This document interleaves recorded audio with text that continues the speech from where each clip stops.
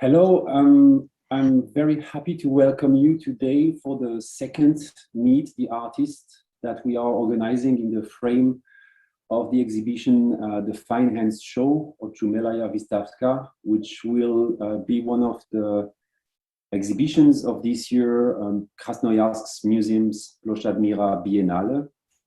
And I'm Thibaut de Ruyter, the curator of the exhibition. Unfortunately, today, Per Brandt, the director from the Goethe-Institut in Nowosibirsk, who initiated the project, cannot join us because they have another opening tonight, or projects happening today in Vladivostok.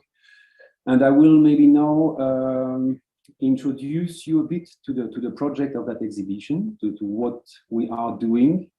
Also introduce you briefly to the participants and to what we are exactly doing here now. Because you will see it's a bit of a strange format.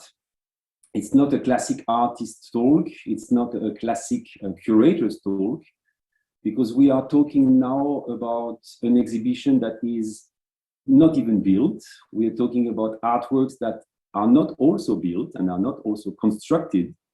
We're talking 1 month before the opening of the whole project happens in Krasnoyarsk.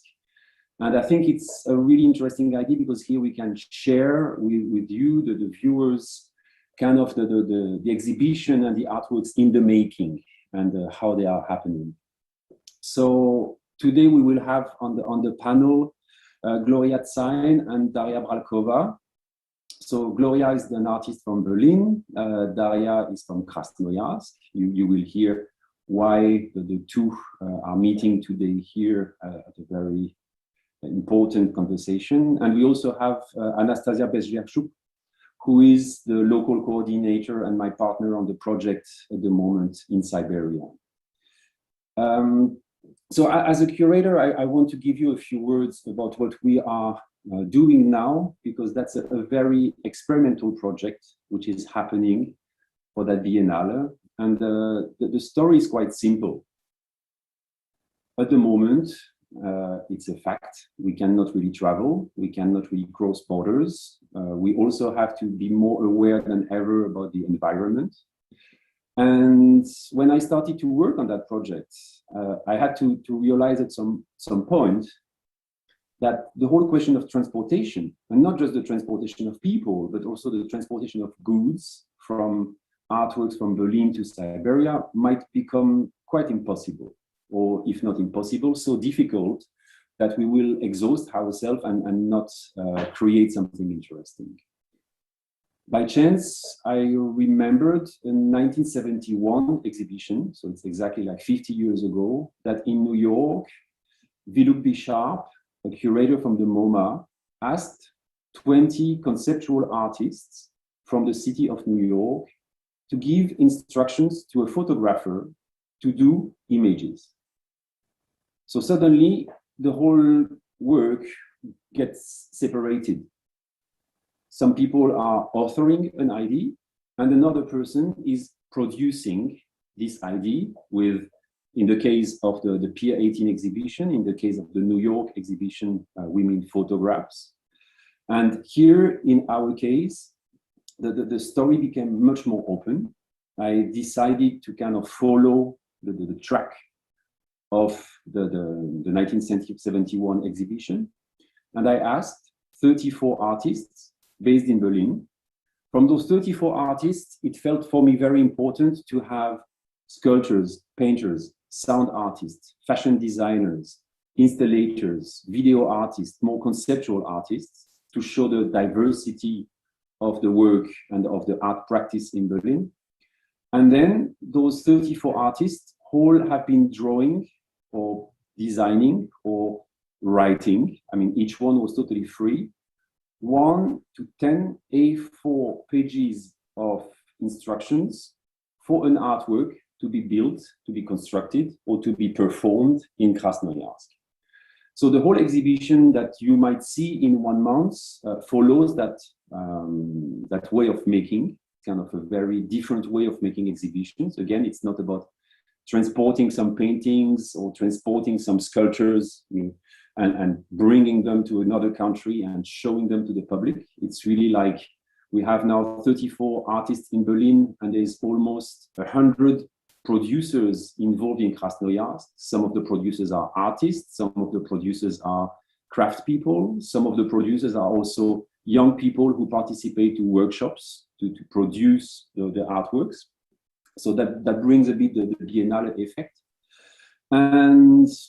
And what we're doing now here with Meet the Artist was choosing or discussing with 4 of the artists of the exhibition. So last week you heard Barbara Breitenfellner. The talks also are archived on YouTube, so you can always listen to them later. So last week we had Barbara Breitenfellner. Today we have Gloria Zein. Next week we will have Maru Mushtrieva, and then last week will be Brendan Howell. And with Gloria, I kind of was very interested because she's an artist I've seen many times at openings in Berlin. We never worked together.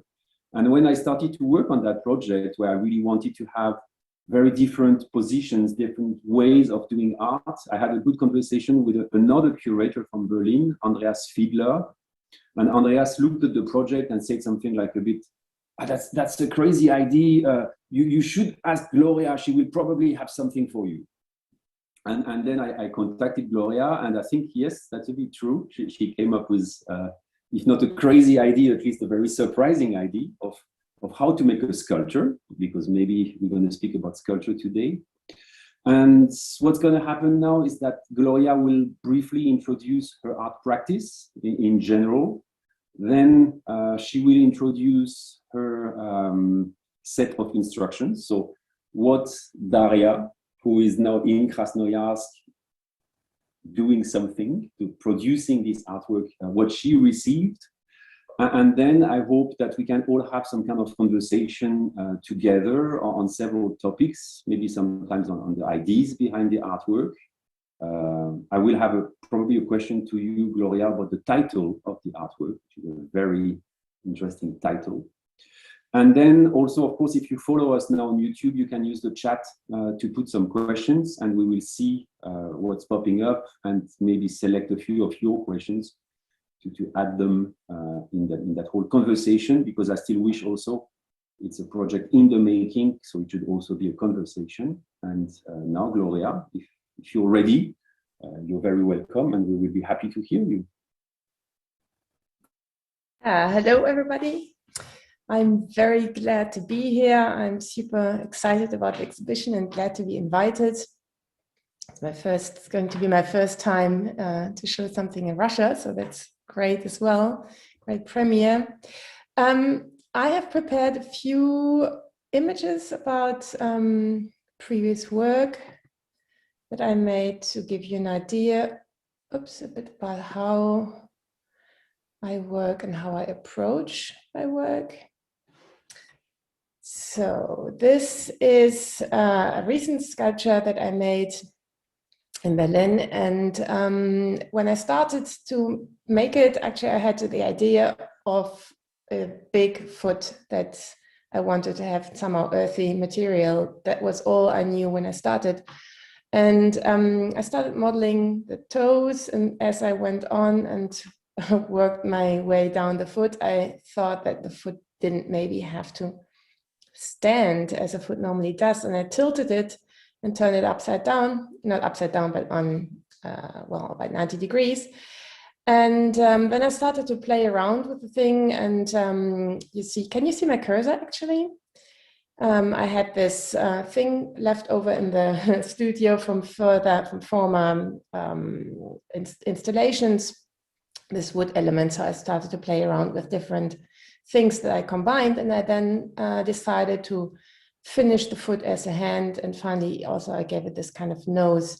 So these are two important aspects, I would say, in my working. One is that I play around with elements also that I used in former installations or former sculptures.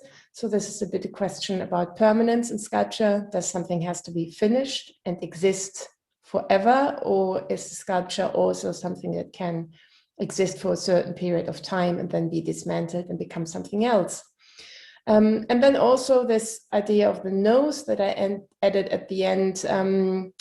This gives the work a bit more of a personality. And also this is something how I think about my sculptures often as creatures or as performers. So even if they are abstract, normally they are more abstract like this one, and for me they're still personalities. So here, something else I'm interested in is the texture or the surface of something. So also here you don't really know what it is made of, what is inside, but what I'm interested in is the outside, the exterior aspect. And once again, this thing, when I started to make this thing, I just had the idea of the texture I wanted, and I didn't know at all where the form would go. So the form, I found it while making the sculpture.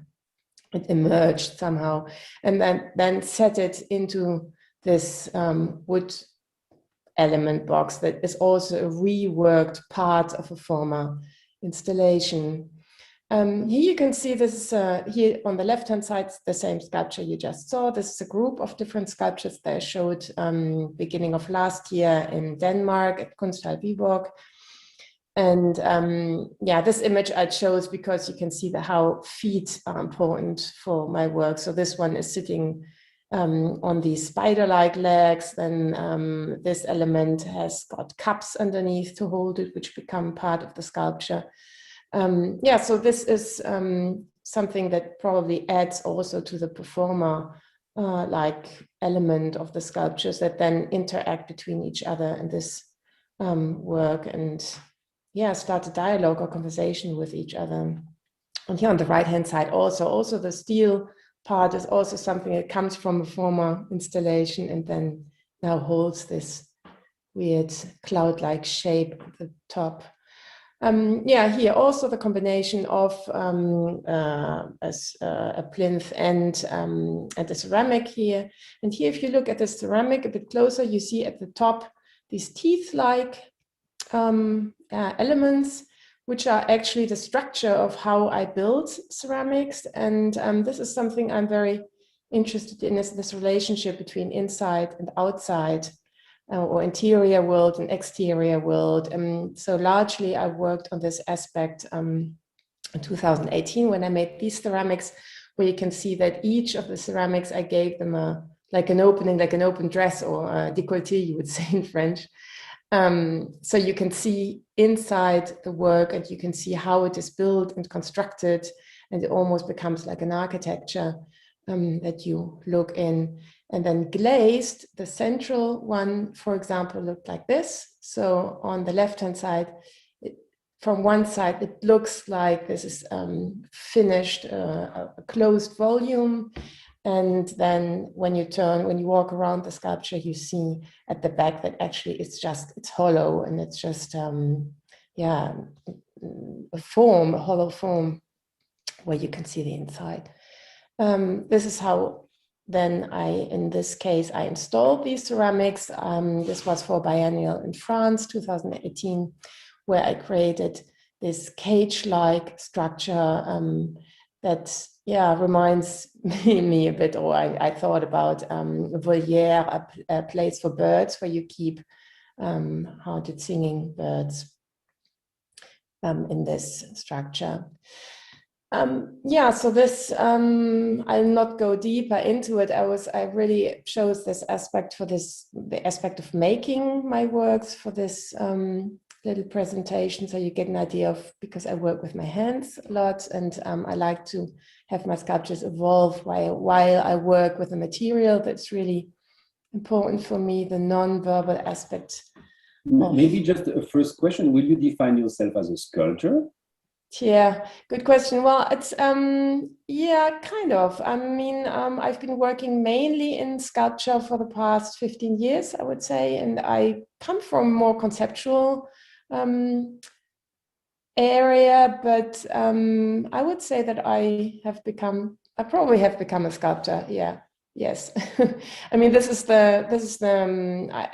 I have most ease in this, or it best serves my desire to communicate, I think, the objects.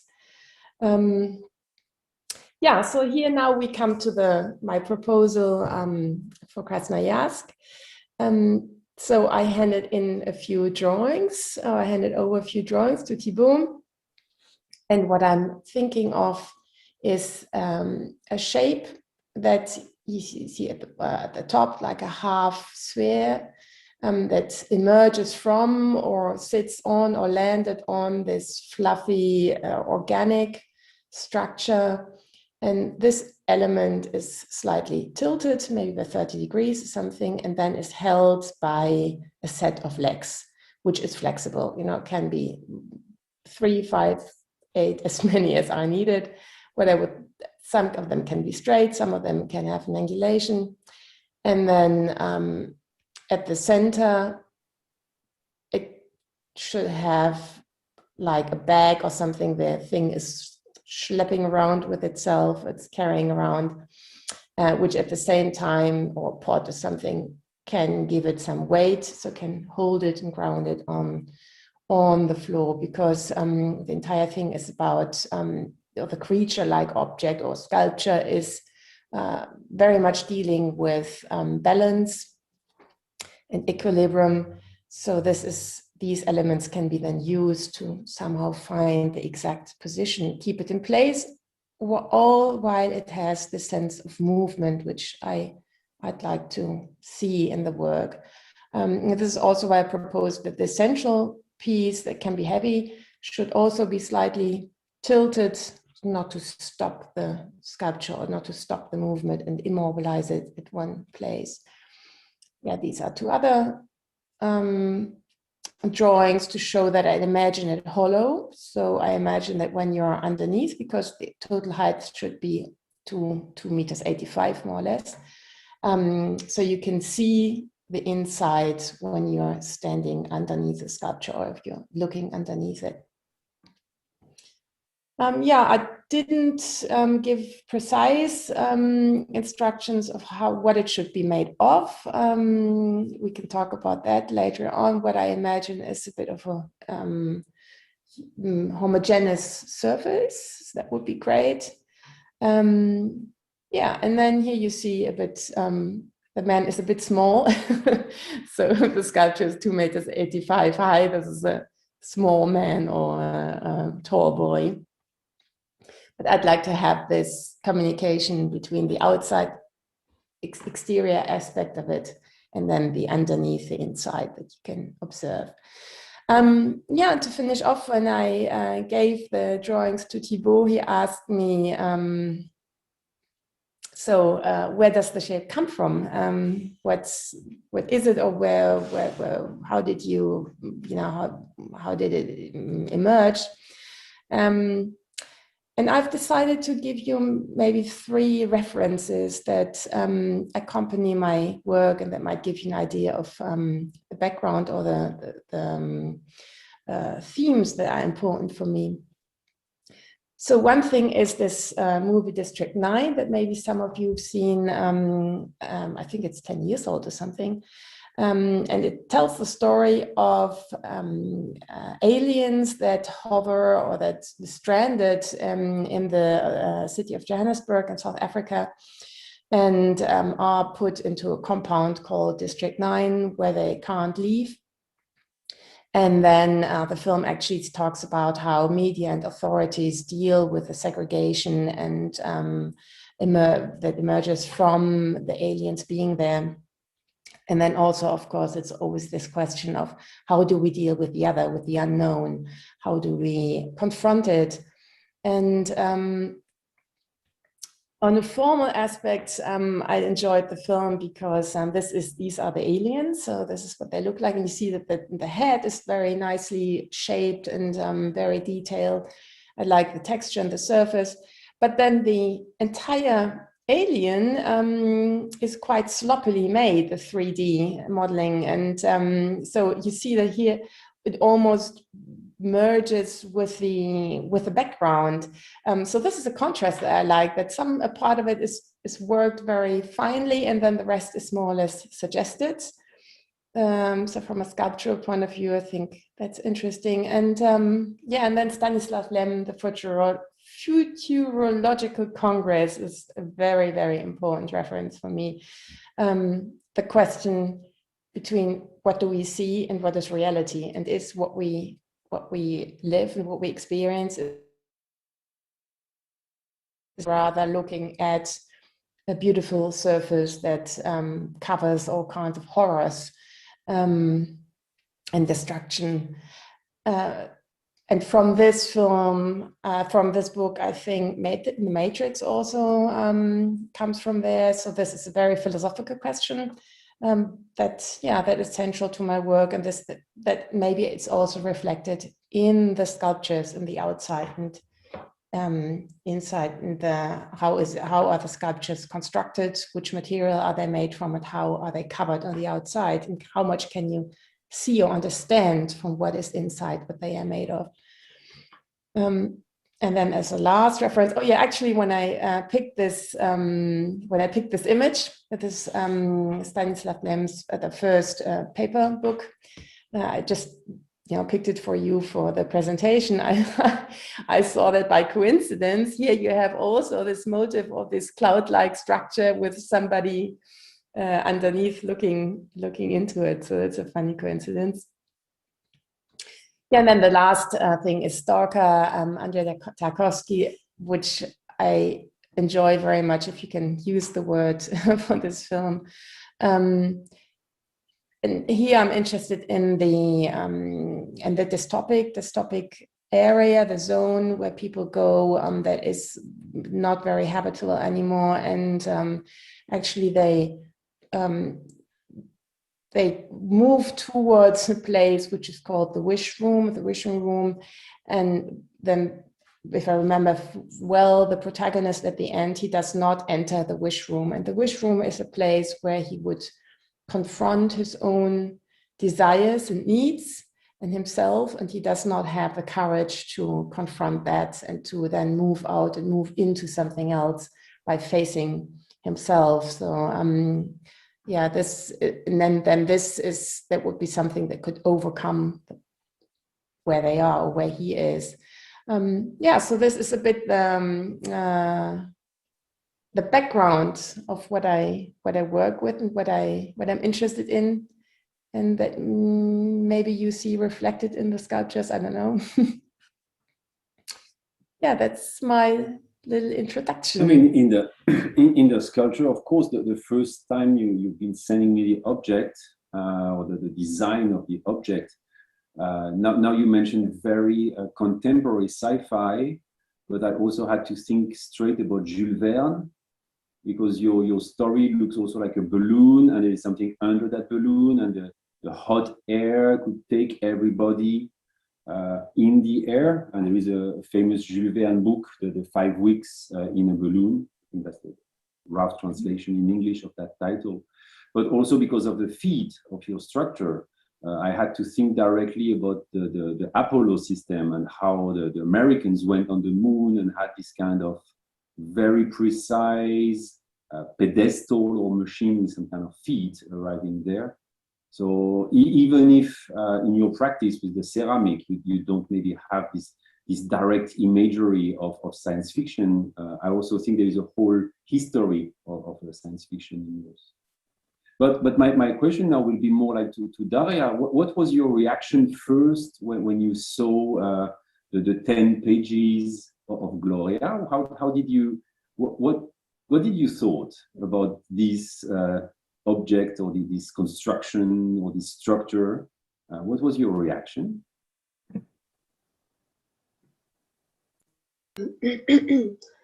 Ну, сначала я подумала, что это что-то очень нежное и трогательное, какая-то...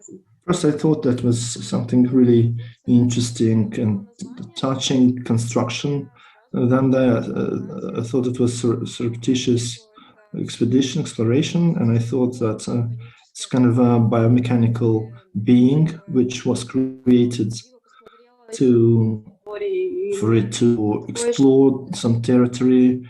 And my feeling was that it was maybe created by children, maybe children in a post-apocalyptic world, and they created this figure, and maybe they wanted to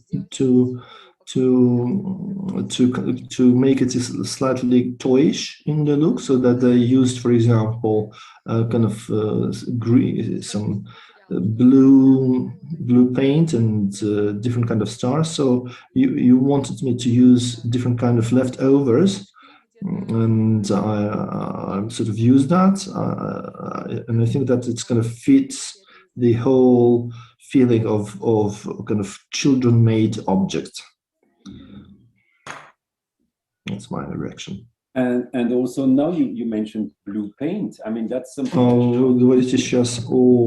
And the question for you again, also Daria, or for Gloria, maybe for both of you, those instructions have no colors.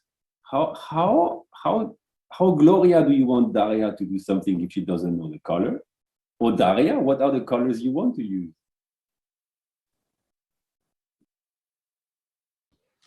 Well, maybe I can, since I didn't give the instructions or the color, I wanted Daria to use, or actually when I gave you the papers, then I didn't know who would make the sculpture, actually. I didn't give any instructions of whether that should be a group of people or a single person or which kind of background.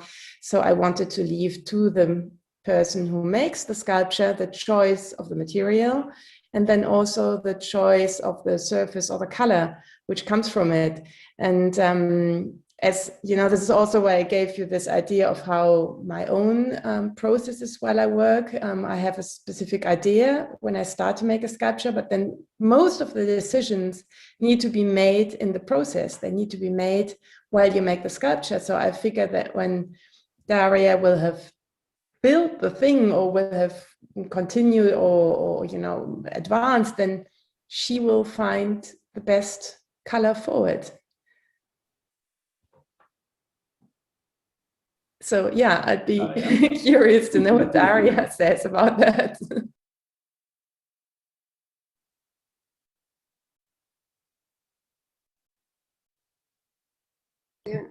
Это ко мне вопрос сейчас насчет цвета?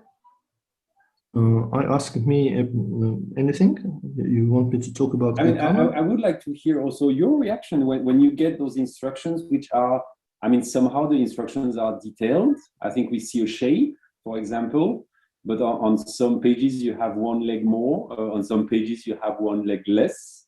And of course, you mentioned the question of color before, and then so how do you approach this moment that also Gloria leaves, you know, to you? I mean, how do you feel with that? Or yeah, what are your ideas?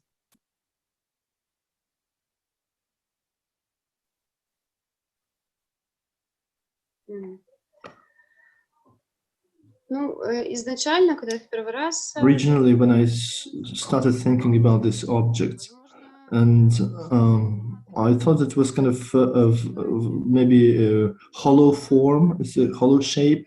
It's kind of balloon. Maybe I was thinking about something silverish, maybe pinkish. But when this story emerged about those children who are making that mechanical object or mechanical figurine, and I thought, okay, maybe it's post-apocalyptic. There are some sparkling blue fabric, and I thought that it was interesting to use that because maybe it looks like sky, and this dome looks like sky, so that it could be kind of somehow merging with the sky. And then I sort of liked that, and I decided not to give it up. And just as for the rest of it, so we're planning to make those legs,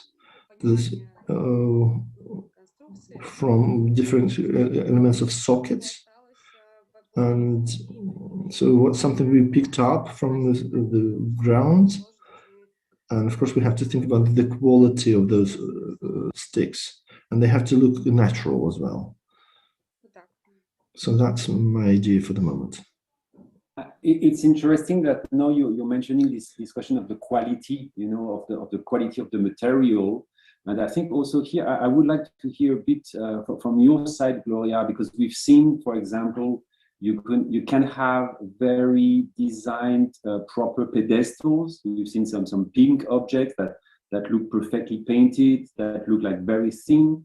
On the same time, on top, we've seen some kind of more raw elements, some kind of more direct hand work, so to say. And from the beginning, also, you mentioned in your instructions the idea of the recycling of the artwork. Maybe not just to speak about colors, but this materiality of the finish or of the found material. That would be great to hear a few of your thoughts on that and how you relate to the materials. Yeah, but before I answer to your question, I would no, that's great. I would like to say that I can really connect to what Daria said about the children, something made by children, because this is actually a state that I look for when I start a new work, to always approach it with innocence every time I start to make a new sculpture. So I can. I'm very glad about this analogy to children making something.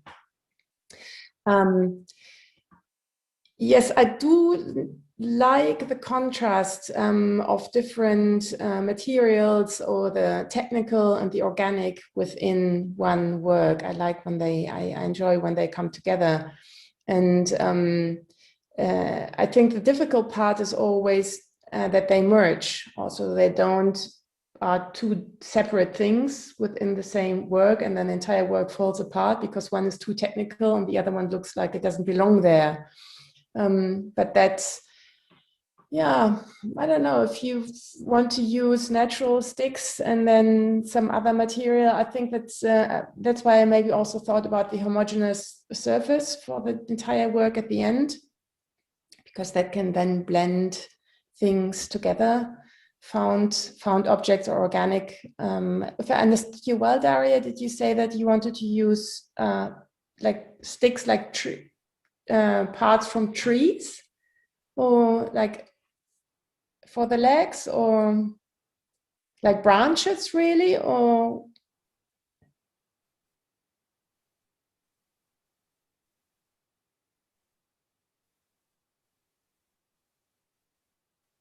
Да, это будут ветки.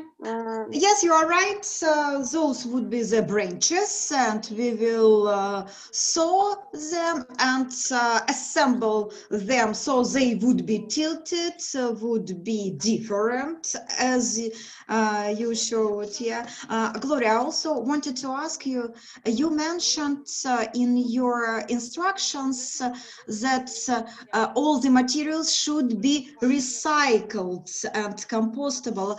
I would like to ask you how important it is for you, and how should we do this in terms of recycling those materials? Yeah, sorry, that was Thibaut's other question. I forgot to answer also. For me, the idea of recycling, like in general, is quite important, because as a sculptor, you always make these things and new objects, and then they are shown once or twice or 3 times at an exhibition, and if they are not sold, then what are you going to do with it? So it's also a question about environment and respect for environment that I'm interested in, and that's where the recycling comes from. So recycling does not necessarily mean that everything has to decay afterwards. It can also be if you use, for example, metal elements to join things, then you dismantle it at the end, and you can use them again. You can use the screws again, for example. So just don't take the entire sculpture and throw it away. Dismantle it, reuse things that, have been there before, or and recycle it so they can become part of something else again. This is how I understand recycling. And it can be compost as well. But then, of course, the question is, if you use tree parts for the legs, and then branches, and you paint them blue, well, what are we doing with the paint? I don't know. It's it's not organic anymore. But I don't know. You know, I mean, I think that it's the approach and the decision is important. Starting from that from that idea that everything can be recycled, and if the end not everything can be recycled. I don't think that's you shouldn't be more Catholic than the Pope or more Germans than the Germans. Yeah. Yeah, I think, I mean, this is, just be generous with yourself as well. But yeah, because did you have specific things in mind that you can't use if they can't be recycled, or?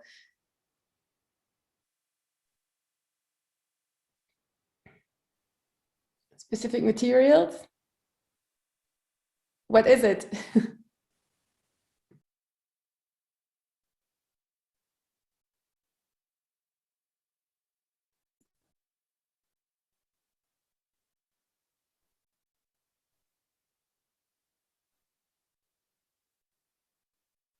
Это вопрос, да? Was it a question to Daria? Yeah. Я постараюсь. I will try to take these moments into consideration, and after I dismantle my sculpture, I will keep the materials, and later I will try to give them the second life and to utilize them in other projects. Maybe. Do you have an idea yet what the top part could be made of? How that could be?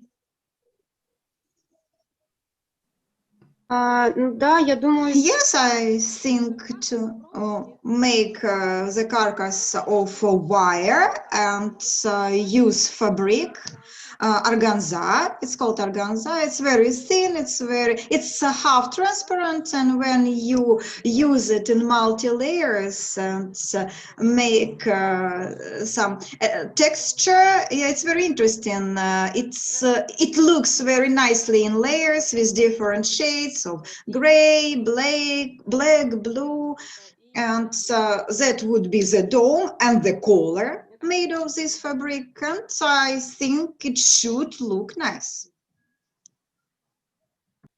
It sounds good. And the thing around, you also make it from the same material, or the more organic? Да. Yes, you are right. And will you build it on site in the museum, or will you build it somewhere else first and then transport it there?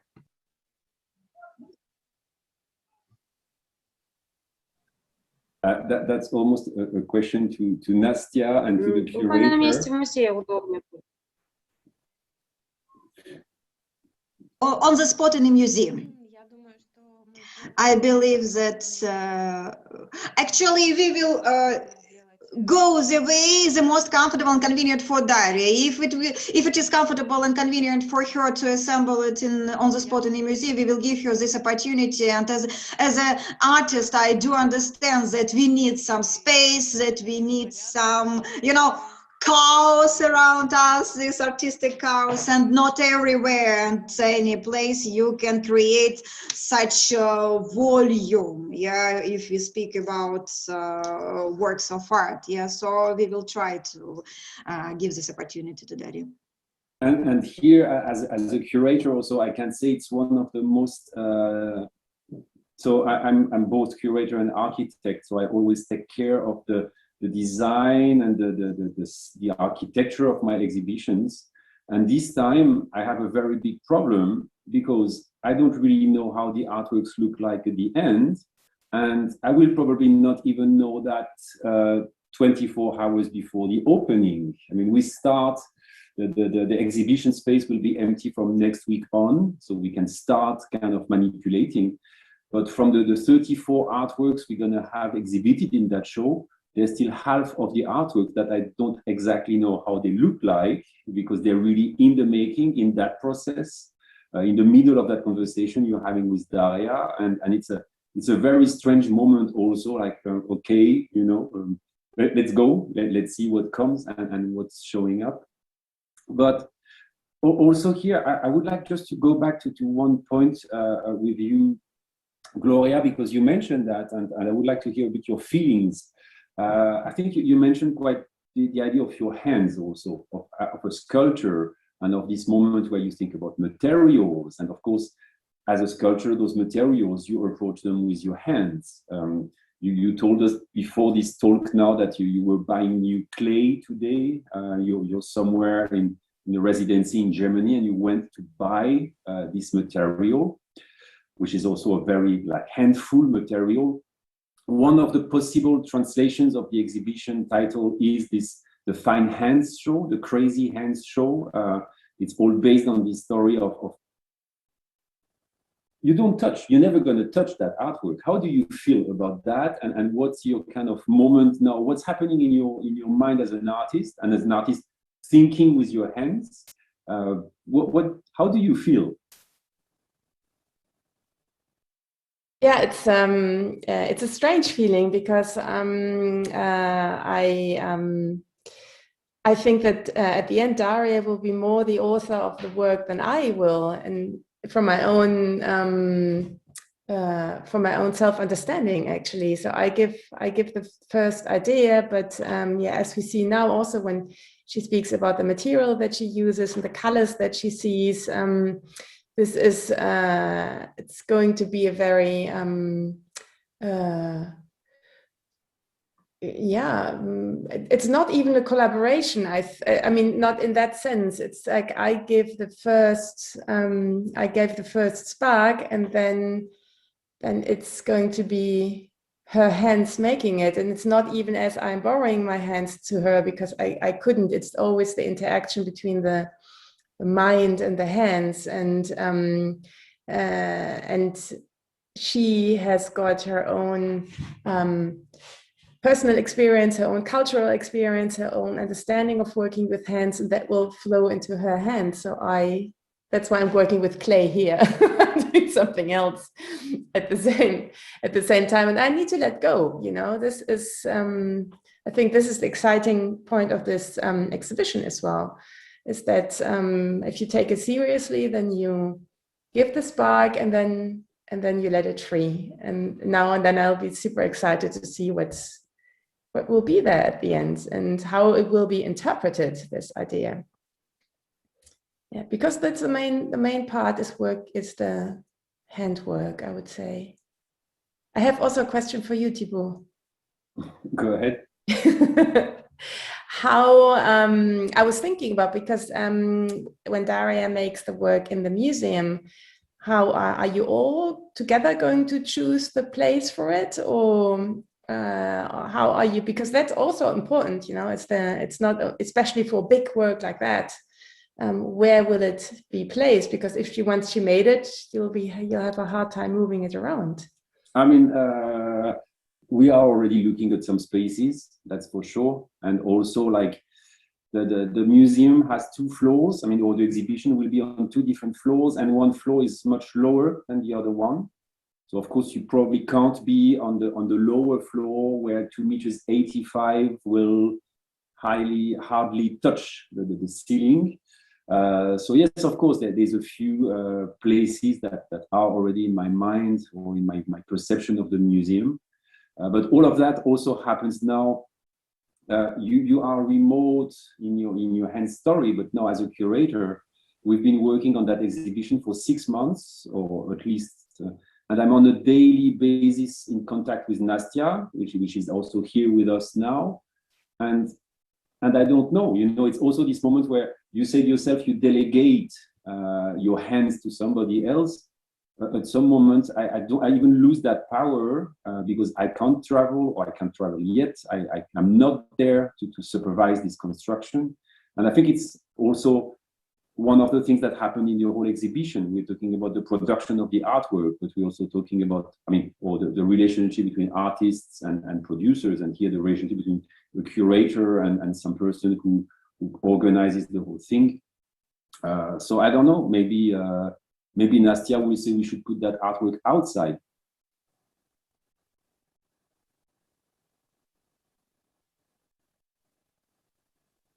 О, об этом я... Oh, actually, I haven't thought about placing the sculpture outside, but indeed, sometimes I do understand that when I see the instructions, my inner artist switches off and a manager switches on, the person who needs to find who will produce it and provide the environment and all conditions for this. And in this organizational work, I sometimes forget that I'm an artist too, and I forget to look at this work of art from a different side. You know, that is why I haven't thought that Gloria's work can be placed outside. But now, yes, I will be moving around and walking around the museum and will try to find a perfect place for this object, really. So now I think it's really interesting. We are now talking about something which is in the making, as you see, and I think really often those talks or those conversations, they happen totally after the exhibition opening, and now we are still 5 weeks before the opening, and it's quite I think it's a challenge to share now this process, but. Still, I would like to come back to two things now, maybe to you, Gloria. And the first question I have, which is a very stupid one, and I still have to ask it, even if I'm going to sound super stupid, is this impossible title. I can hardly pronounce also the title you wrote. So the title is the Surreptitious Expedition, the surreptitious, I don't know that English word, surreptitious expedition. And of course, it's kind of an obscure title for an obscure object, or it's a title that, it's an enigmatic title for an enigmatic object. But can you tell us something about that title? We never had that conversation yet. So what's that title? What does that mean? Yeah, for me, it has different associations. So one association is when you think about the sci-fi I'm interested in, then that's often about expedition. Sci-fi, science fiction, expedition to the moon, or if you think about District 9, the aliens stranded over Earth, they were on an expedition. Then it is very much about our situation that we have at the moment. So we can't travel as we normally do. So for me, showing work in Russia, not being able to go there, so it's still making work for that exhibition that is, and somehow it's, it's forbidden to travel at the moment, or as we used to travel. So surreptitious means that you do something clandestine, something that's not allowed. So somehow finding ways around that. It has to do also with creativity, because if you do something surreptitious, then you need to be creative to find a way. To find a way out. And then it's also this philosophical term, maybe, of moving to different worlds, also as children do, as Daria suggested. They have these expeditions where they play or they pretend that they are somewhere else. So there's always this look for the other. And then also, Tarkovsky, the stalker, they are not supposed to go to the zone. It's totally forbidden what they are doing. And so if you want to encounter something that you haven't encountered before, if you want to encounter a part of yourself that you haven't encountered before, then you need to encounter in the surreptitious expeditions. And then also for Daria, it's going to be a surreptitious expedition, a weird expedition to make somebody else's work, maybe. And for me, it's also a new experience. So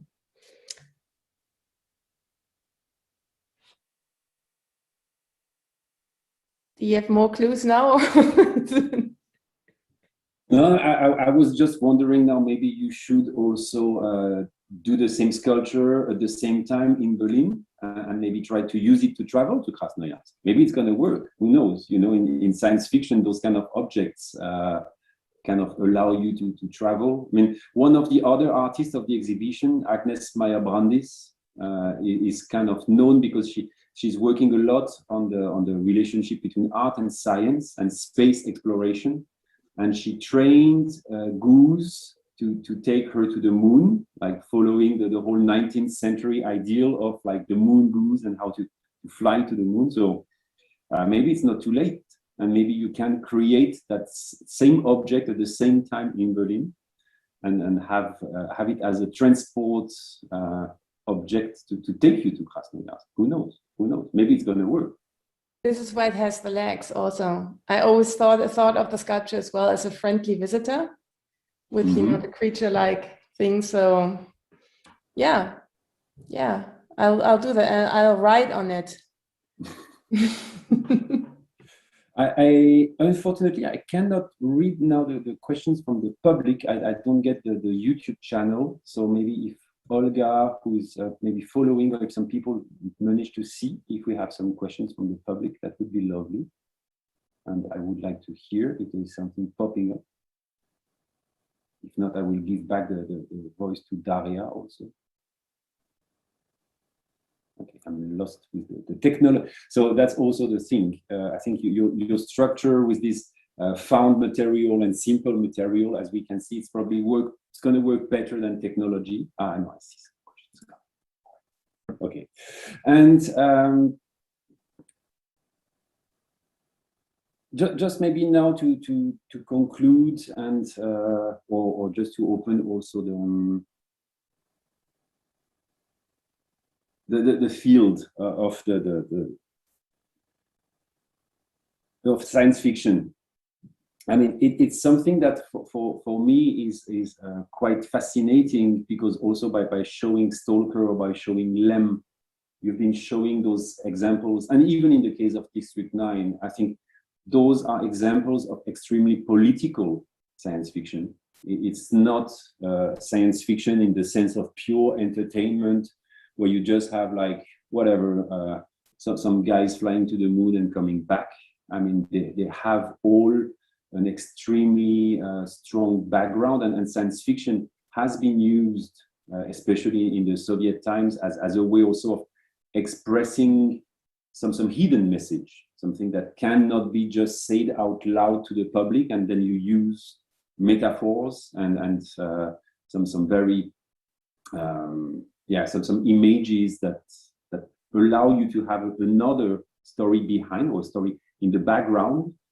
Is that the case also with your art, Gloria? I mean, do you have some story in the background, or what exactly, maybe to be closer your relationship with science fiction? It's a big question now, but I think the question is the background. Yeah, absolutely. But I think that I share the background with the authors that I just mentioned. I do have the same or similar political questions. I do ask also who has got authority over information, for example, and what is reality and what is really happening in the background. And we're discussing that at the moment a lot, who has got the authority on information and who has got the truth, who holds the truth of what's happening. And I do not think that this question should be related only to Lem or to his situation he was in at the time, for example. I mean, it was not by coincidence that this question was picked up again for the Matrix. And so this is an ongoing question, and I don't think that it is resolved. And I do think that we should all be very aware of and very critical with what we look at and our idea of what is reality and who is right and who is wrong.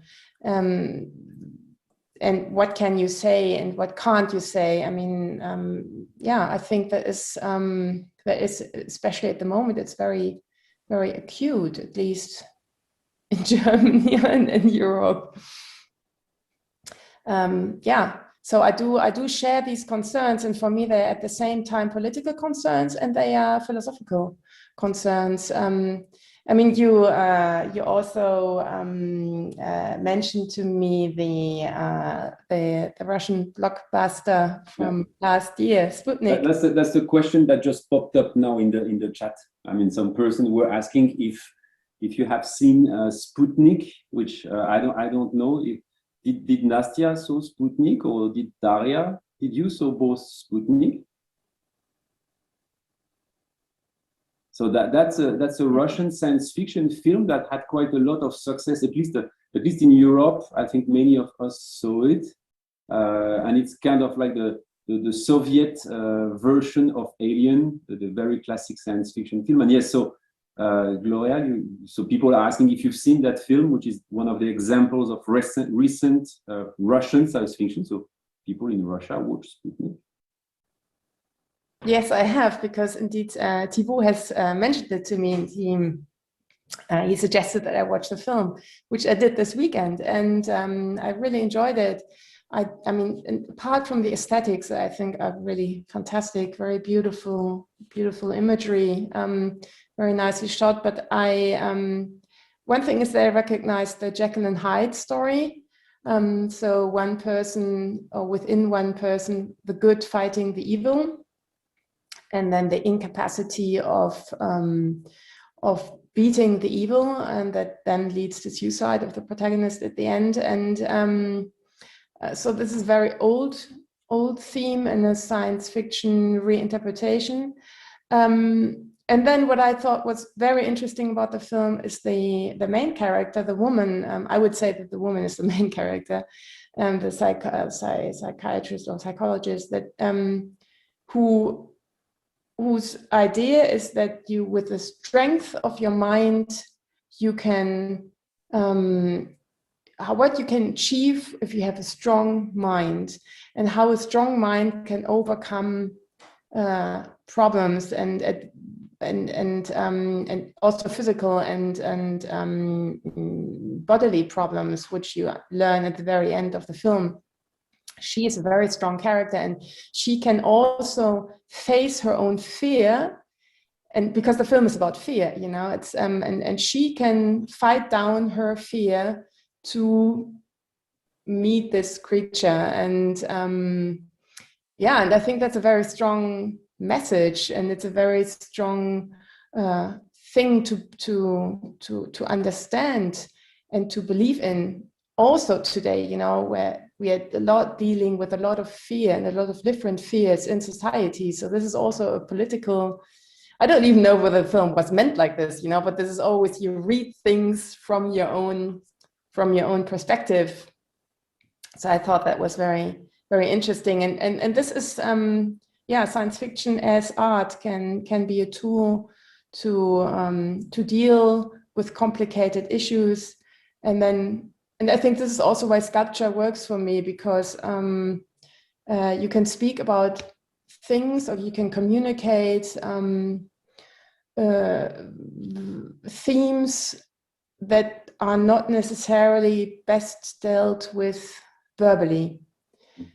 And you can address them in a physical way, and you can address them over instinct and then also cultural knowledge that we all have incorporated and that we maybe cannot access with speech or verbally. We can just access them with our bodily experience, meeting the thing, you know, the sculpture, or being in that space, and what does that do with me? How do I feel? And if you can access that, and that's Stalker again, you know, that's Tarkovsky.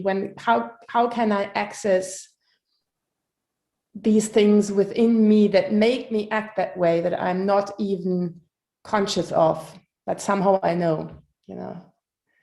And I think that's where it all comes together. I mean, I cannot separate philosophy, from psychology, from politics. It's all entwined. That's why it makes it so complicated.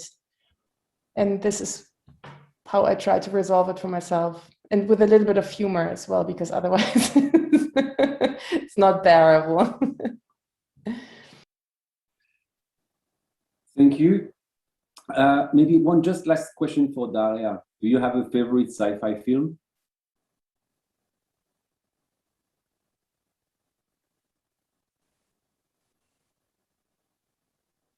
That's a tricky question. That's a tricky question. Нет, вопроса больше нет.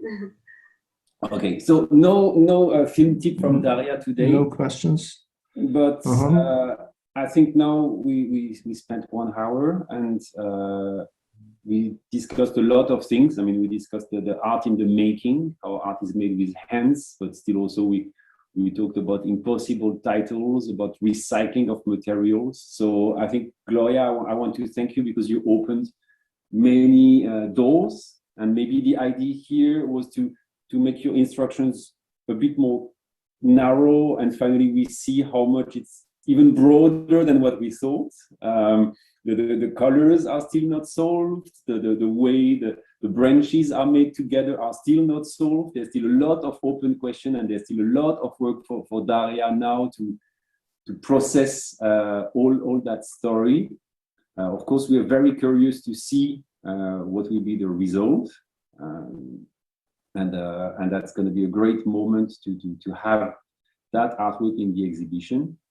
And I think I will conclude here with this thank you to everybody, and looking forward to an exhibition in Krasnoyarsk opening June 17, and with 34 artworks made in Siberia.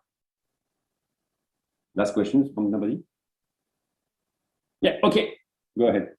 Since we've been talking about process so much, maybe while Daria is making it, I could get some photos from time to time, so I can just watch the process. I would be very interested in that. Let her do. She is your hands. No, I'm not going to comment. I would just like to see. Or you take photographs for me, and then you give it to me at the very end when the sculpture is finished. That could be nice as well. Just to be part of the process, you know, that would be it's difficult to give away the hands and the... No. It's not about giving it away. It's just about sharing the experience. It's more that. So if you can make photographs and then give them to me at the very end, that would be... I'm sure. Please. I'm sure. Nastya will put you in touch, or Olga will put you in touch. Yeah? Sure. So, have a nice evening in Siberia and a nice afternoon in Europe. And everybody, пока.